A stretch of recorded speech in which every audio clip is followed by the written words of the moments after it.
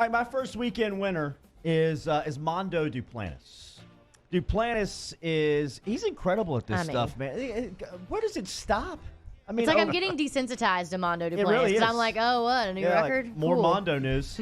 But a week after setting a new indoor pole vault world record, former LSU star and track and field star, Mondo Duplantis has done it again. He's only 20 years old. He cleared 6.17 meters on Saturday, February 8th. The following Saturday, he broke his own record, going I don't know math here, 6.18 meters.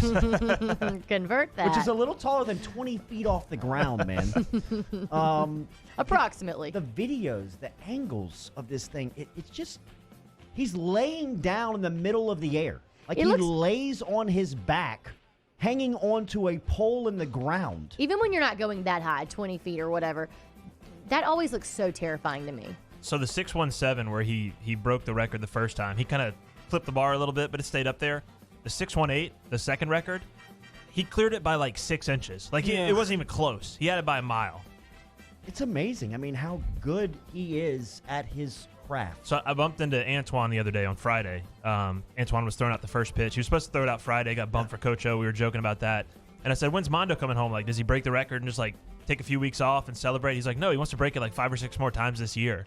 And I laughed, like, oh, yeah, it's Mondo being competitive. Saturday. No, he's serious. Like, literally the next day he did it.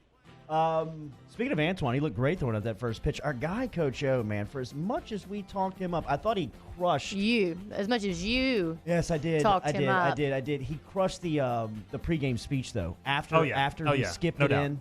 I thought he covered it up well. So our guy won. And look, that's the lowest. If the lowest part of your tenure is skipping a baseball in your opening pitch, get the hell out of here. It was fine. And look, the biggest part of being a pitcher is presence. You have to have presence. Coach O had he did. maximum presence. The spitball, shaking off the signs. I mean, just pure swagger. Right.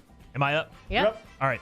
My weekend winner, NBA All-Star Weekend. And specifically, I'm going to go with the rule changes and the Elam ending, which is instead of having a clock in the fourth quarter, you have to get to the certain score. Again, another tribute to Kobe Bryant. Instead of usually Elam ending is like 8 points or 10 points. They did 24 for Kobe. And the effect that it had on the game was unbelievable. It was the most fun I've had watching basketball all year. Those guys turned it up. Like those NBA All-Stars, it turned into like maximum competitive level. You had Giannis and LeBron going at it. You had Kemba Walker urinating on himself in front of everybody. That's a metaphor, in case you didn't actually watch it. I was like, oh, God. That didn't literally happen. That's a metaphor. But you kind of saw big. It turned into like a pickup game of like the best kind with super intensity and like all these guys falling into pickup game roles. So you had like LeBron being the best player, but kind of like not feeling comfortable. You had Kyle Lowry being the hustle guy, taking charges. Kyle Lowry had no business being on that floor. And he knew it. Yeah, but he's out there like taking charges and making hustle plays. You had Embiid turn into like the traditional big guy that just wants to post up all game. I mean, it was a beautiful thing. The best part was how competitive those guys got, though, and it was a lot of fun. You had a pickup game with LeBron James and Giannis Antetokounmpo as the captains and the best players of the world playing for everything. I mean, it was to me, in a weekend that was memorialized by Kobe Bryant, it was the greatest tribute to the former superstar by playing that way. They were running sets. Yeah. They were reviewing plays with the officials. They were diving on the floor for loose balls. They were taking charges. Chris Paul almost punched a ref. The only people that didn't like the new rules for the NBA All-Star Game were the refs because they actually had to like work hard. They probably thought they were going to go in there and coast and have a fun time. And then instead at the end, like Chris Paul's in their face, like spitting in their face and throwing punches.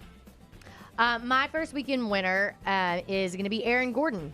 So I watched some of the skills competitions. I was kind of in and out of the three-point contest.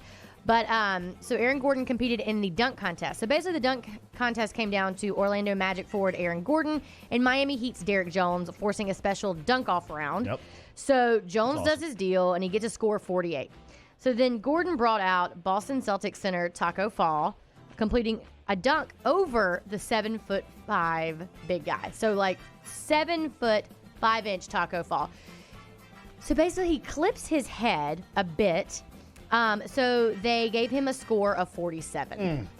He's 7'5". I mean, cut him some slack. If he had been any other human out there, Aaron Gordon would have absolutely cleared him. I think he got cheated. This is the second time he's gotten cheated. So he says he's done with this dunk contest. But I think in my heart, you were a winner, Aaron Gordon. Because to me, he's won it twice. He had the best dunk of the night on Saturday. The Markel Fultz feed off the side of the glass where he catches it with one hand, keeps it cupped, and brings it up and dunks it. Is a top 5 dunk I've seen in that competition. I think he has the best dunk in NBA dunk contest history. The one a few years back where he went under his legs over the mascot. He's probably thinking, if I had brought anybody else out here, anyone else, you know? We wanted to jump over Shaq, and Shaq's like, I'm only 7'1". Go get Taco. Yeah, he's like, all right, I'll do it. Good Lord. My weekend winner is Williams Rocket Racing. They debuted their new Formula One car with just a beautiful livery. Williams Rocket Racing has not done well in Formula One. In the last decade, they've really been at the last of the field. They're my weekend winner. I think it's great that they have the persistence to keep going, and I think this year might bring them up a little bit in the field. I mean, just look at that car. I think I don't hear your enthusiasm. It doesn't sound like you believe. Well, it's hard to be enthusiastic about Williams, but look at this car. They really are inspiring something. It's they call the FW43 an evolution of their last car. They're not changing much, and I think that it might bring them to the end of the field here. Your Nathan Velasquez would be proud of you carrying on the F1 tradition here. No, I was proud of Nathan. Let's clarify that. Yeah, right. My second weekend winner is parade goers. I mean, just parade people. I mean, parade season, the baby. weather Friday and Saturday. You cannot ask for better weather in the month of February in South Louisiana around Mardi Gras time than what you got over those last 48 hours. And a special shout out to a Baton Rouge crew, Joanne and Charles Harvey, who has brought the Mardi Gras experience to Baton Rouge. Joanne Harvey is the Queen of Artemis, which rolled for the 19th annual time on Friday, and her husband Charles has been a part of Orion, not a part of Orion, really putting on Orion for the last 22 years. On Friday and Saturday night, both those parades roll through the capital city. If you have not experienced the Baton Rouge Mardi Gras, they bring about as close of a New Orleans experience because they're New Orleans natives, and they have a ton of pride in it, to Baton Rouge. The Orion and Artemis Parade are about as New Orleans as you can find in South Louisiana. And to find it in Baton Rouge, a great big shout out to Joanne and Charles Harvey for bringing that to the capital city. Baseball at the box. Yeah. This is very, very related, right? The weather, the coolness of winter lifting off, the warmth of spring creeping in, the sun shines out. Everything we just talked about. I mean, I'm not a baseball guy per se. I've always been a basketball guy, but this time of year, like, I'm reading baseball books. I want to go watch Bull Durham. I want to go watch The Sandlot. Like, I'm in the mood. The spirit has caught me. So I think the weather helps. Yeah, and then the fact that I thought the team played pretty well, and I'm excited about this team was just icing on the cake. And they serve cold beer at the box. Yeah, how did that go? How did that go? Like, I imagine it went well. It went well. I saw some. I don't want to give out any proprietary information, but I saw some sales numbers from Friday night. They were fantastic, from what I can tell. Obviously, I did not partake in a beer because I was working. However, I promise you, I've had beer at. Let's see. I had one at a soccer game at a hot soccer game. Had one at a gymnastics meet. I think the baseball beer is going to be the best beer of all. I'm excited about the baseball beer whenever it comes. An outdoor beer, Sunday afternoon, 78 degrees, 80 degrees like I had this weekend. I'm in. And I don't even drink beer. Sign me up. Sign me up. My last weekend winner is obviously XFL related. I had to throw something in there because, I'm the XFL person here. Sure. Cole Boozer, XFL player Cole Boozer, lived up to his name after his DC Defenders beat the New York Guardians 27-0. Literally 2-0. They scored 0 points on Saturday. Right. Boozer ran over to the stands, chugged a Coors Light, which actually seems like a little bit of a conflict because it seems like the XFL has some sort of deal with Anheuser-Busch. With Bud Light. Like, they're doing Bud Light seltzers in the locker room. They're doing chugs and stuff. But you know what, Cody? I respect your... Not Cody. So Cole. Cody's here. Cole, I respect your game for chugging the beer. How about our guy Cole Kublik just getting all up into his work, man? Laying on the ground, laying down on the sideline, getting that interaction, that's the type of stuff we're talking about. A couple on the way out here. Palmer, everybody good? Everybody good? Weekend winners, all right, good. I got another recruiting when we mentioned Sharif O'Neal committed to LSU basketball over the weekend. He made it official. He's going to follow in the humongous footsteps of his father, Shaquille. Keep the camera on this right here. It's just Jordy Collada doing solo radio for the next 3 minutes. Caleb Williams, who's the #1 dual threat quarterback in the country, changed his profile pic over the weekend. He's got purple and gold, number 9 on LSU, so looking good for the dual threat quarterback right there. He visited LSU the weekend of the LSU-Texas A&M game. And then Cincinnati football fans. I know a lot of there seems to be a little bit of anxiety around the Midwest and talking to our people up there, the Burrows, that they think that Joe could spurn the hometown Cincinnati team. We've got some sound here that we'll play next segment from Tyrann Mathieu, who was leaving a restaurant out in Los Angeles, saying that the Badger doesn't think that Burrow's going to miss out on his hometown Bengals. He thinks that if they choose him number 1, he'll be there.